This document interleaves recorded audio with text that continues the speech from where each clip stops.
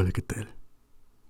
Yo soy Alberto y hoy te voy a leer un fragmento de una historia.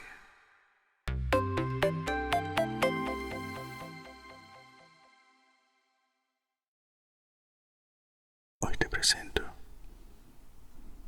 Contacto, capítulo 5.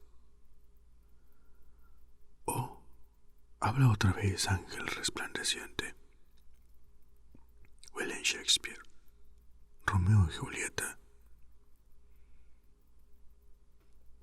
Las dependencias para alojar a científicos visitantes estaban completas, más aún atiborradas, ocupadas por selectas luminarias de la comunidad de SETI.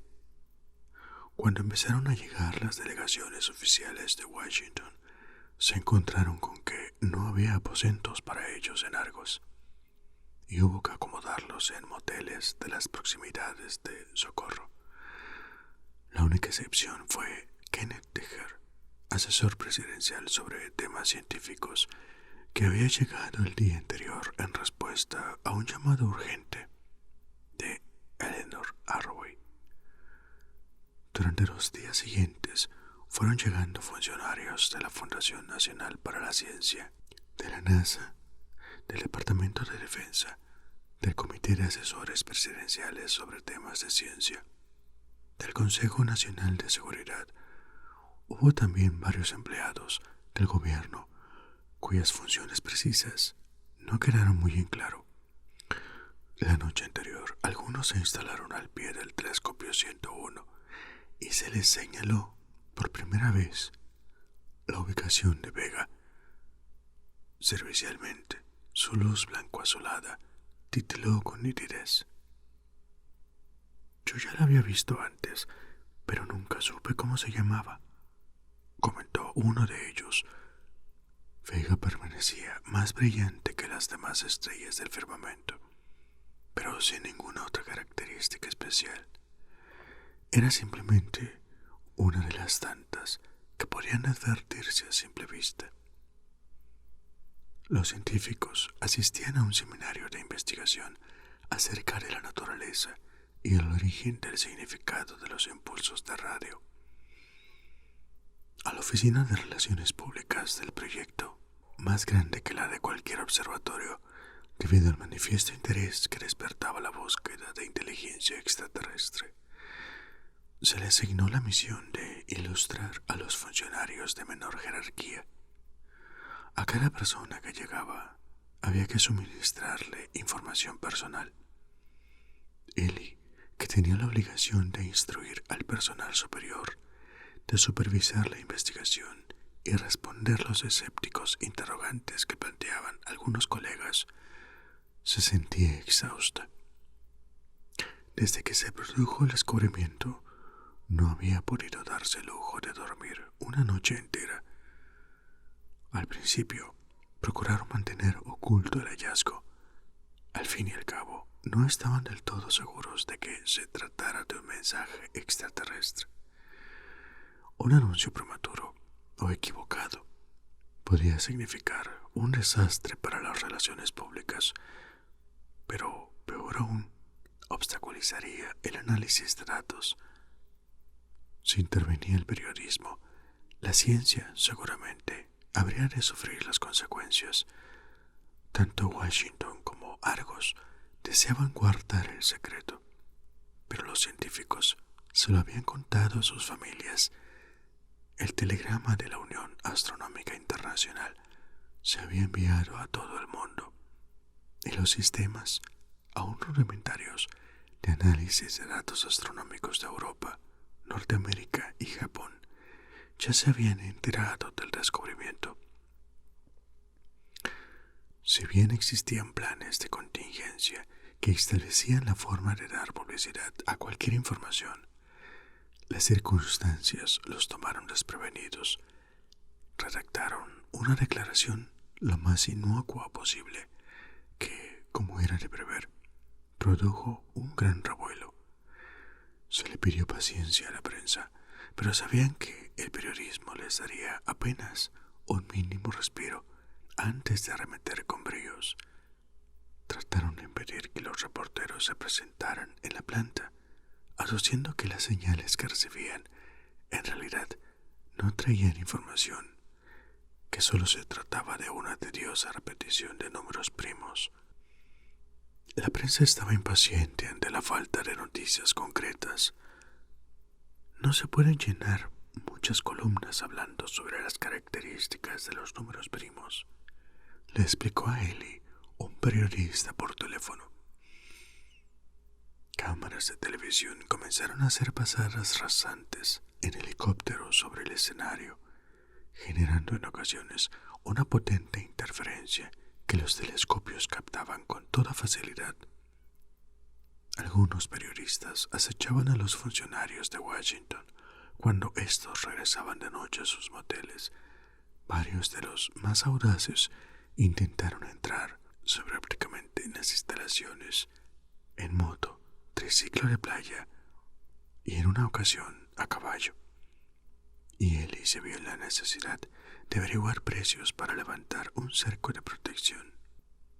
Apenas llegó Terger, se le presentó la primera versión de lo que luego se convertiría en la versión corriente de Ellie. La sorprendente intensidad de la señal, su ubicación en el cielo coincidente con la de Vega, la naturaleza de los impulsos. El hecho de que yo sea asesor presidencial sobre temas científicos no quiere decir nada, dijo él, puesto que mi campo es la biología. Por eso le pido que me explique todo muy despacio. Entiendo que si la fuente emisora de radioondas se halla a 26 años luz, el mensaje debió haber sido enviado hace 26 años. Digamos que en la década de 1960, unos hombrecitos de aspecto extraño y orejas puntiagudas quisieron hacernos saber el gusto que sentían por los números primos. Sin embargo, los números primos no son difíciles, o sea que ellos no estarían haciendo alarde de nada. Esto, más bien, se parece a un curso de recuperación sobre matemática. Quizá deberíamos sentirnos ofendidos. No, sostuvo ella con una sonrisa. Piénselo de este modo. Todo esto no es más que una señal de anuncio para atraer nuestra atención. Constantemente recibimos impulsos insólitos provenientes de cuásar, pulsar y galaxias. Sin embargo, los números primos son muy específicos y muy artificiales. Por ejemplo, ningún número par es también primo. Nos cuesta creer que alguna galaxia en explosión o plasma radiante pueda emitir un conjunto de señales matemáticas como estas. Los números primos tienen como objeto despertar nuestra curiosidad. ¿Pero para qué?, preguntó él desconcertado. No lo sé, pero en estas cuestiones es preciso armarse de paciencia. A lo mejor dentro de un tiempo dejan de enviarnos números primos para reemplazarlos por otra cosa, algo más significativo, el mensaje verdadero. No nos queda más remedio que seguir escuchando. Esa era la parte más difícil de explicar al periodismo, que las señales no contenían en esencia sentido alguno. Eran solo los primeros centenares de números primos, en orden para comenzar otra vez desde el principio. 1, 2, 3, 5, 7, 11, 13, 17, 19, 23, 29, 31. El 9 no era número primo, sostenía Ellie, porque era divisible por 3, además de por 9 y por 1, desde luego. El 10 tampoco lo era, porque era divisible por 5 y por 2, además de por 10 y por 1. El 11 sí era número primo porque solo era divisible por 1 y por sí mismo. Sin embargo, ¿por qué optaban por transmitir dichos números? Pensó en un idiot savant una de esas personas que quizás son difíciles en destrezas comunes, verbales o sociables, pero también son capaces de realizar complicadísimas operaciones matemáticas mentalmente, tales como, por ejemplo, calcular al momento en qué día de la semana va a caer el 1 de junio del año 11.977. No lo hacen para nada, sino solo porque les gusta, porque son capaces de hacerlo. Sabía que habían pasado solo unos pocos días desde que recibieran el mensaje y se sentía feliz y desilusionada al mismo tiempo. Después de tantos años, por fin había detectado una señal, una especie de señal, al menos, pero su contenido era hueco, poco profundo, vacío. Había supuesto que recibiría la Enciclopedia Galáctica. Hemos desarrollado la radioastronomía apenas en las últimas décadas, recordó, en una galaxia donde el promedio de antigüedad de las estrellas es de miles de millones de años. La posibilidad de recibir una señal proveniente de una civilización exactamente tan adelantada como la nuestra debería ser ínfima. Si estuvieran, aunque solo fuera un poco más atrasados, carecerían por completo de la capacidad tecnológica como para comunicarse con nosotros. Así pues, lo más probable era que la señal se hubiera originado en una civilización mucho más avanzada. A lo mejor tenían la habilidad de componer melódicas fugas. El contrapunto sería el tema escrito al revés. No, decidió. Si bien eso era, sin lugar a dudas, la labor de un genio, cosa que, por supuesto, ella no sabía hacer. Se trataba de una minúscula extrapolación de aquello que los seres humanos eran capaces de hacer. Bach y Mozart habían realizado valiosos intentos en ese sentido. Procuró dar un salto más largo para adentrarse en la mente de alguien increíblemente más inteligente que ella, que Drumlin o incluso que Eda, el joven físico nigeriano que acababa de ganar el premio Nobel. Pero le fue imposible. Podía imaginar que demostraba el último teorema de Fermat o la conjetura de Goldbach. Con solo algunas ecuaciones podía plantearse problemas que nos superaban totalmente y que debían de ser muy sencillos para ellos, pero no podía introducirse en su mente, no podía adivinar en qué forma pensaba un ser sumamente más capaz que el hombre. Desde luego, ¿acaso no lo sabía? Era como tratar de visualizar un nuevo color primario o un mundo en el cual uno pudiera reconocer a varios centenares de personas solo por el olor de cada una. Podía hablar sobre eso, pero no podía experimentarlo. Por definición, debe de ser tremendamente difícil entender el comportamiento de un ser muy superior a uno. Pero aún así, y todo, ¿por qué usar solo números primos?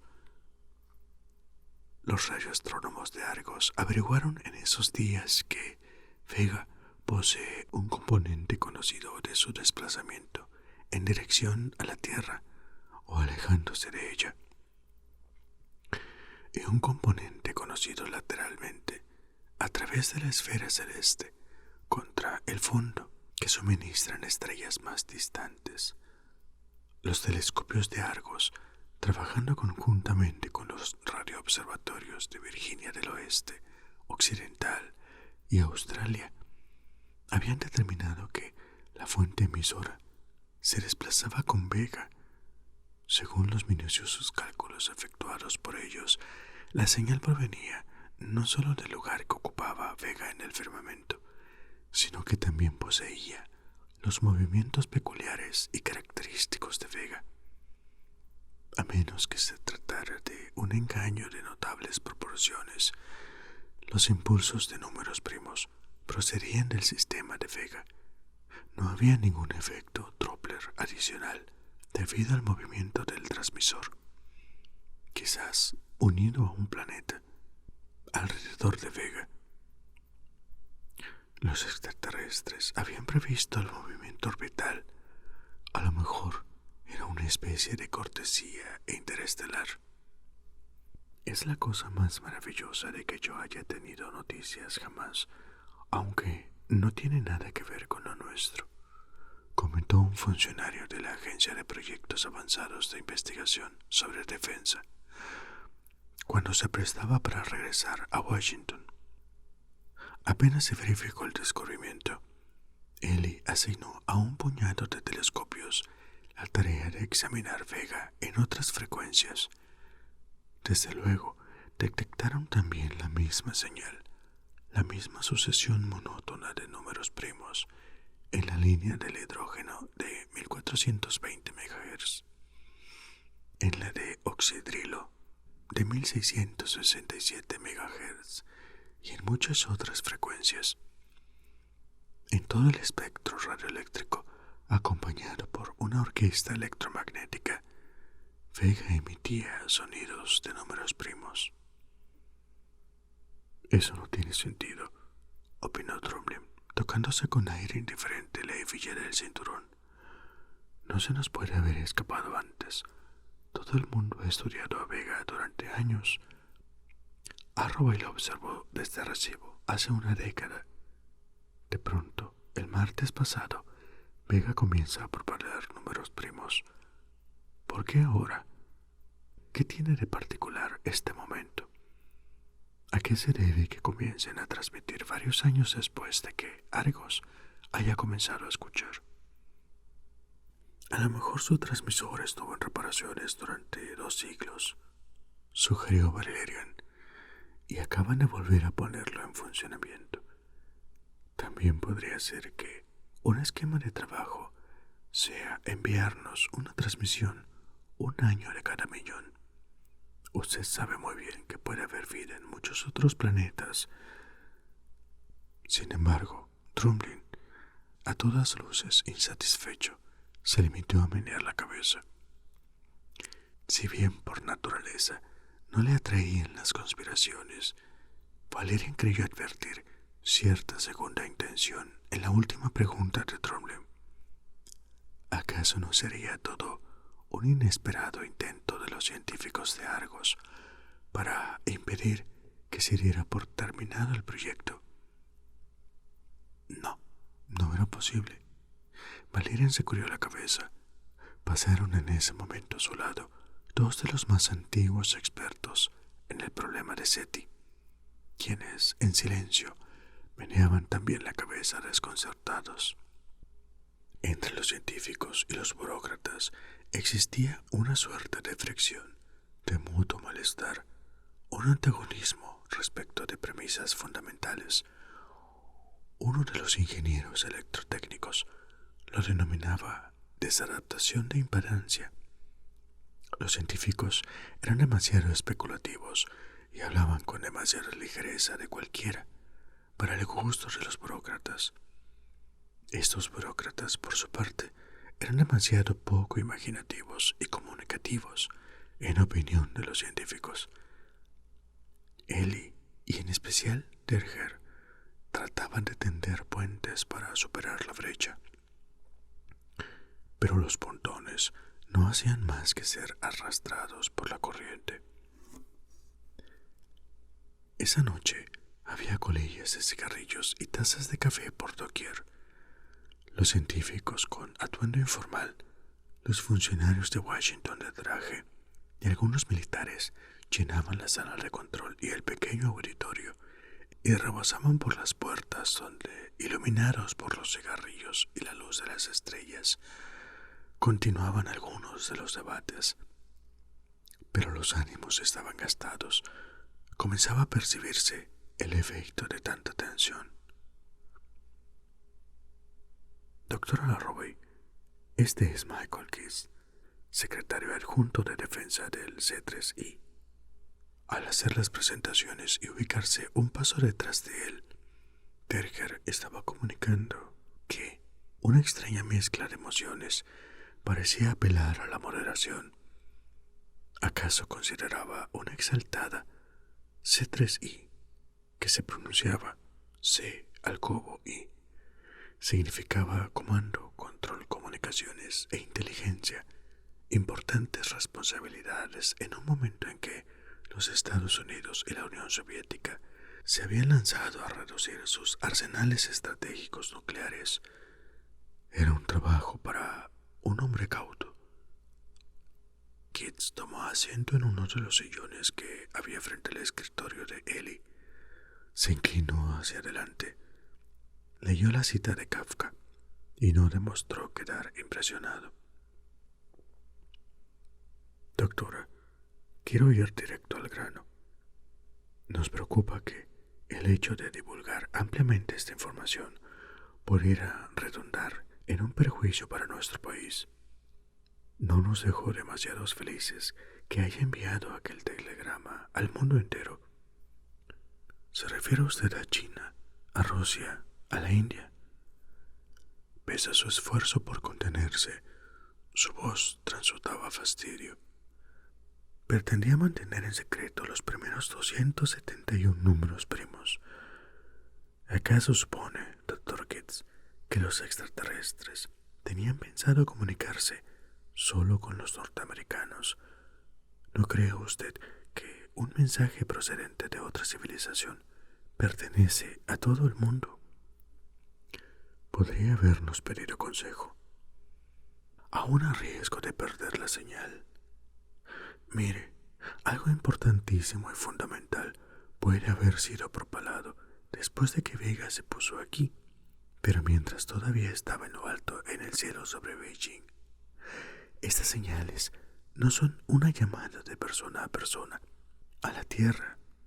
Es una señal de estación a estación, a cualquier planeta del sistema solar. Nosotros solo tuvimos la suerte de atender el teléfono. Terger de nuevo irradiaba algo. ¿Qué trataba de decirle? Que le gustaba su analogía elemental, pero que fuera más condescendiente con Kitts. De cualquier modo, continuó Ellie, es demasiado tarde. Ya todos saben que existe cierto tipo de vida inteligente en Vega.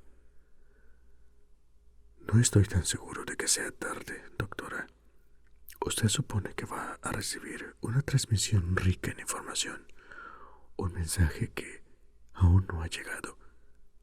El doctor Terger me adelantó la opinión de usted en el sentido de que esos números primos son una suerte de anuncio, algo destinado a llamar nuestra atención.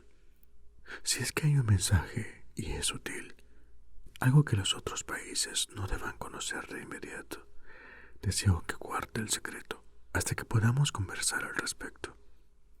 Somos muchos los que tenemos deseos, Dr. Kitts, dijo ella en tono amable, haciendo caso omiso de las cejas que encarnaba Terger.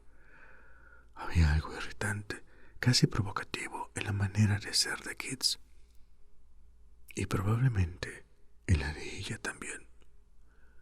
Yo, por ejemplo, siento la necesidad de comprender el sentido de esta señal, de saber qué está pasando en Vega y qué significa esto para la Tierra. Es probable que, para llegar a entenderlo, precise de la ayuda de los científicos de otras naciones. Tal vez me hagan falta los datos que ellos poseen o sus cerebros. Podría ser que el problema fuera demasiado grave como para que lo resolviera un solo país por su cuenta. Terger daba muestras de estar algo alarmado.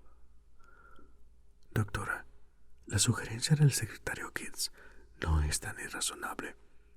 Seguramente solicitaríamos la colaboración de otros países.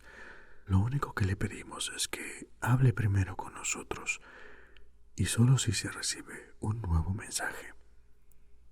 Su tono era tranquilizador, pero no servil. Ellie volvió a estudiarlo con la mirada. Si bien no se trataba de un hombre extremadamente apuesto, tenía un rostro amable, inteligente, vestía traje azul y una pulcra camisa. La calidez de su sonrisa atemperaba su aspecto serio y aplomado. ¿Por qué entonces apoyaba a ese otro idiota? ¿Era parte de su trabajo? ¿Podía ser que Kitts tuviera razón? De todas formas sería una remota contingencia, expresó Kitts con un suspiro y se puso de pie. El secretario de Defensa agradecería mucho su colaboración. Trataba de convencerla. De acuerdo, déjeme pensarlo, respondió ella, tomando la mano que él le tendía como si fuese un pescado muerto. En un minuto estoy con usted, Mike, anunció Derger en tono jovial. Con la mano apoyada en el marco de la puerta, Kitts de pronto recordó algo. Sacó un papel de su bolsillo, regresó y lo dejó en la esquina del escritorio. Ah, casi se me olvidaba. Aquí tiene una copia de la resolución Haddon que usted probablemente conoce acerca del derecho que le asiste al gobierno para clasificar material que sea vital para la seguridad de los Estados Unidos, por más que no proceda de un organismo secreto. ¿Pretende usted darles carácter confidencial a los números primos?, preguntó Ellie, fingiendo incredulidad. Lo espero fuera, Ken. Ellie empezó a hablar apenas Kitts se marchó. ¿Qué es lo que anda buscando? Los rayos letales de los veganos, seres que pretendan hacer volar el mundo en pedazos. Solo trata de ser prudente, Ellie. Sé que no piensa que aquí se acaba la historia. Supongamos que haya algún mensaje con contenido y que incluya algo ofensivo para los musulmanes, por ejemplo, o los metodistas. ¿No le parece que habría que ser muy cuidadoso al darlo a publicidad? Ken, no diga tonterías. Ese tipo es secretario adjunto de defensa. Si tanto les preocupan los musulmanes o los metodistas, habrían enviado al secretario adjunto de Estado o a alguno de esos fanáticos religiosos que comparten los desayunos con la presidenta. Usted, que es asesor sobre temas de ciencia, ¿qué es lo que le aconseja a la presidenta? No le he dicho nada desde que vine aquí.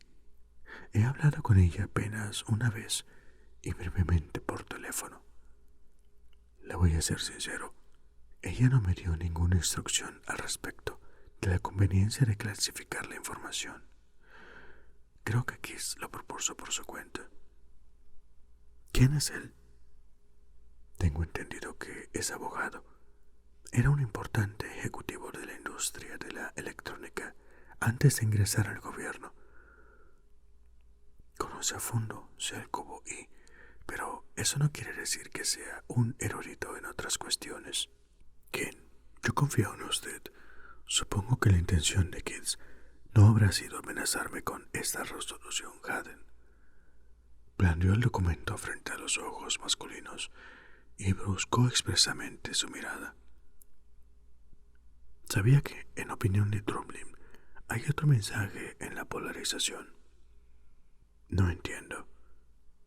Hace apenas unas horas, Dave terminó un estudio estadístico preliminar sobre la polarización. Representó los parámetros de Stokes mediante esferas de Poincaré y obtuvo una hermosa película en la que se ve que varían en tiempo.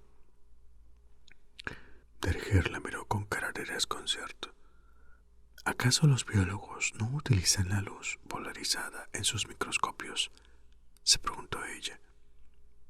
Cuando una onda de luz viene hacia uno, luz visible, radioeléctrica, de cualquier clase, lo hace vibrando en ángulos rectos con respecto a nuestra línea de mirada.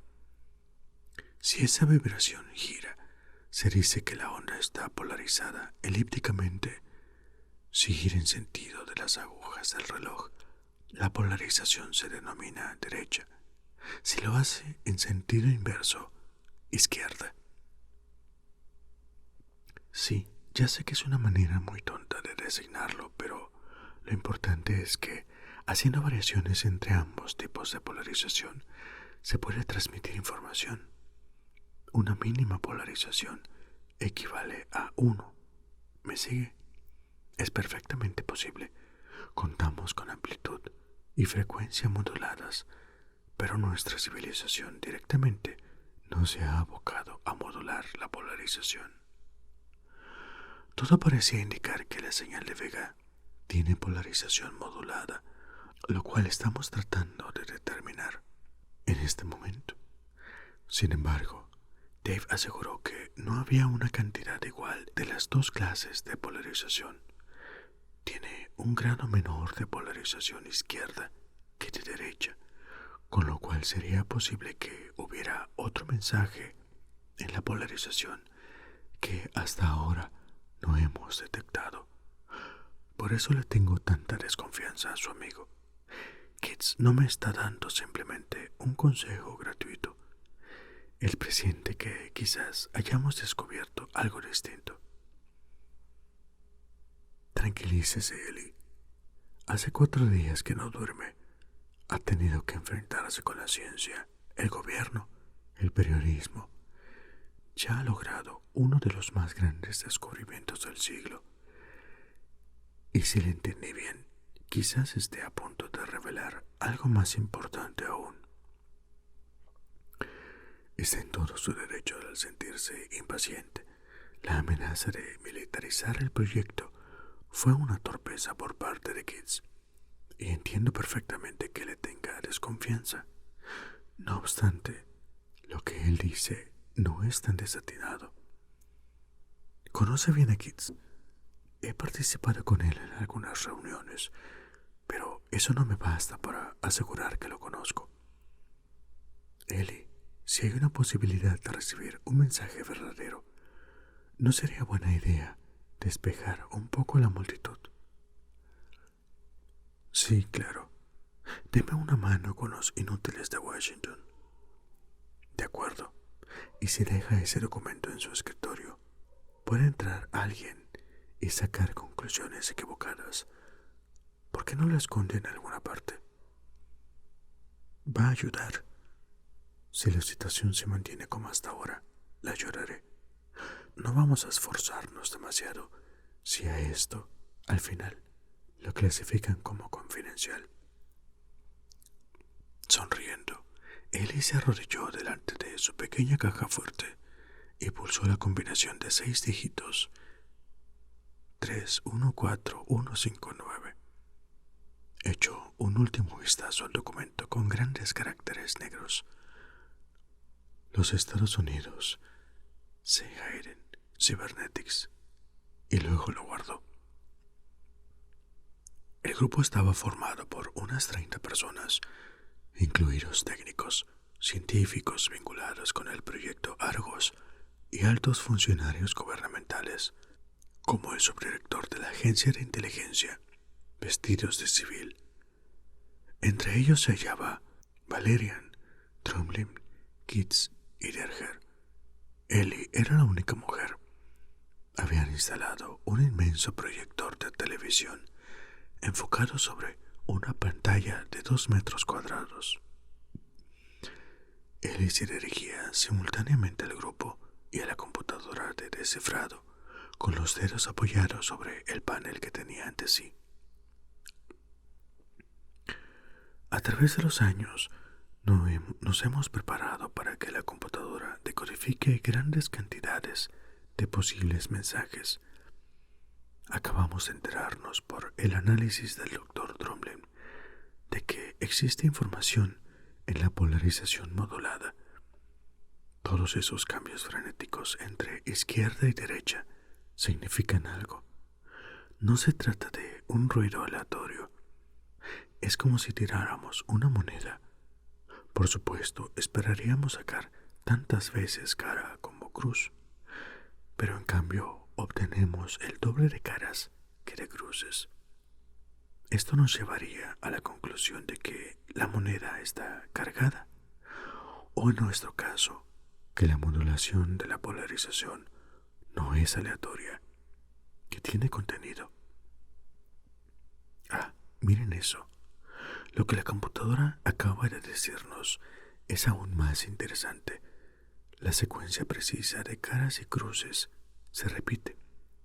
Es una secuencia larga, de modo que el mensaje es sumamente complejo.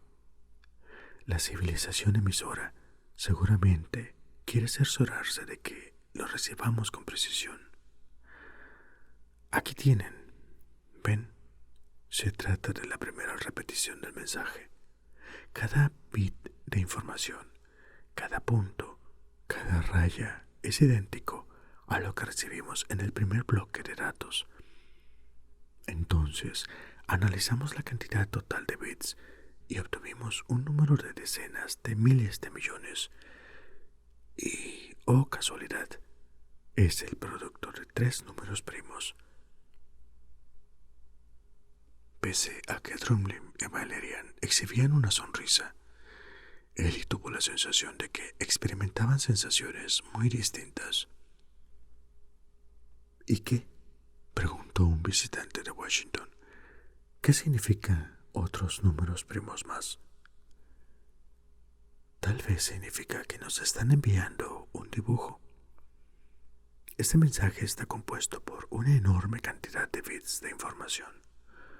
Supongamos que esa cantidad es el producto de 3 números más pequeños. Es una cantidad de veces, otra cantidad de veces un número. Entonces, el mensaje tendría 3 dimensiones. Yo me aventuro a creer que estamos ante una imagen estática tridimensional, semejante a un holograma inmóvil.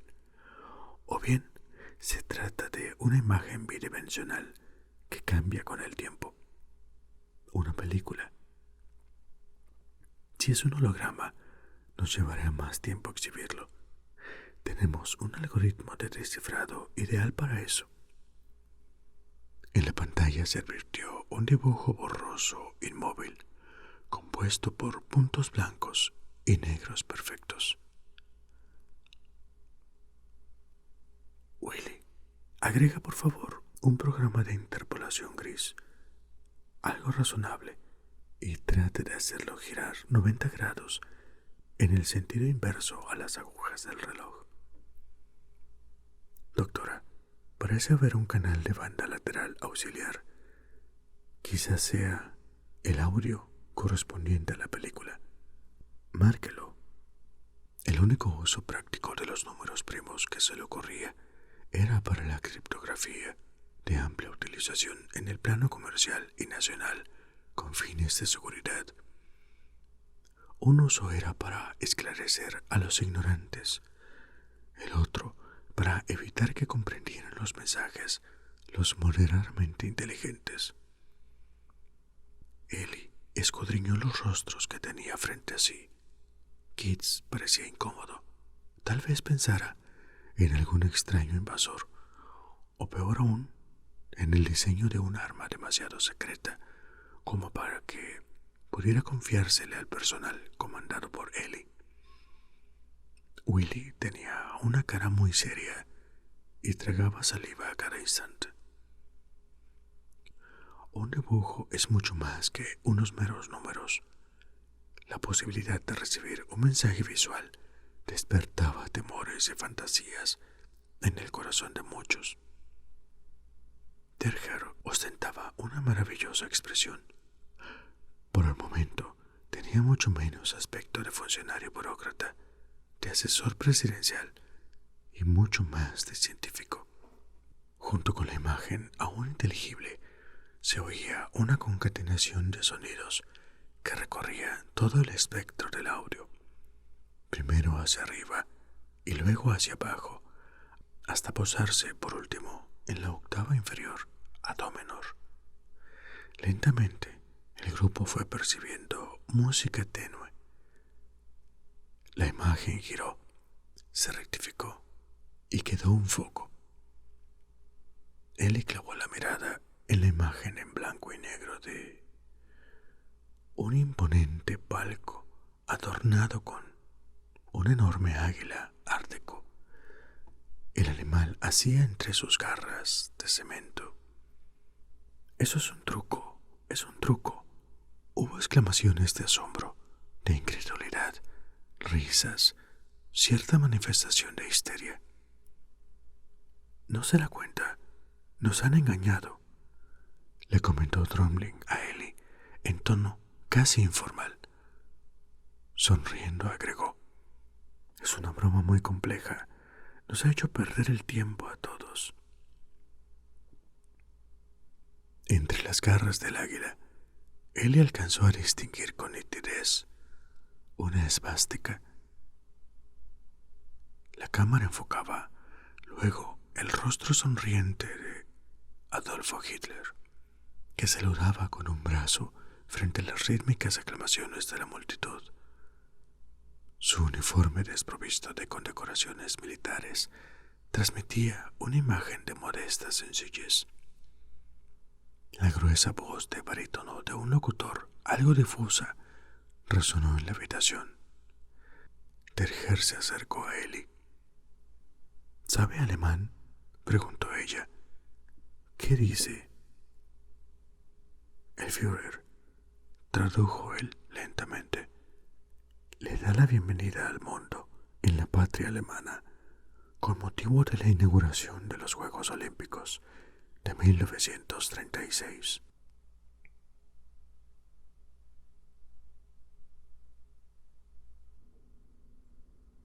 Eso es todo por hoy.